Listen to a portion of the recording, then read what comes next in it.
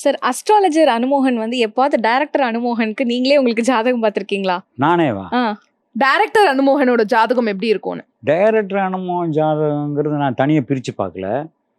But கலைத்துறை தான் எனக்கு தொழிலுங்கிறது எனக்கு தெரியும். ரிஷபராசி, நான் ரோகிணி நட்சத்திரம், ரிஷப ரோகிணி தான். அதில் இப்போ நீங்கள் கேட்டதுனால வந்து எனக்கு இப்போ வந்து நல்லா இருக்கு டைமு. அதனால தான் உங்கள் இப்போ சேனல் வந்து இன்டர்வியூ கொடுத்துட்ருக்கேன். Super sir. டைம் வந்து உட்காந்து பேசிட்டு இருக்க முடியுமா? ஆமா. ஸோ அதனால் வந்து கலைத்துறையில் நான் இன்னைக்கு வரைக்கும் 50 வருஷமா ஸ்டாண்ட் பண்ணுறேன். இதுவே பெரிய காட் கிஃப்ட். கண்டிப்பா. சினிமாவுக்காக வந்து தேனாம்பேட்டை சிக்னல்ல இருந்து மறுபடியும் ஊருக்கு திரும்ப போனவன் 1000 பேர், தொழிலுக்குள்ளேயே வர முடியாதவன் 1000 பேர், தொழிலுக்குள்ள வந்து காணாமல் போனவன் 1000 பேர். உங்களுக்கு புரிஞ்சுதா? எதையுமே நடக்காம இறந்து போனவங்க லட்சக்கணக்கான பேர். ஆமா, புரிஞ்சுதா? இது வந்து அமைப்பு. ஆனால் இந்த ஜோதிடப்படியே அதையெல்லாம் நம்பி நான் வரல. ஒன்று கேட்டோம், எனக்குள்ள ஒரு நம்பிக்கை. அப்போ ஜோசியம் சொல்லுது உனக்கு அந்த நம்பிக்கை வரும், நீயா போவேங்கிறத ஜோசியம்.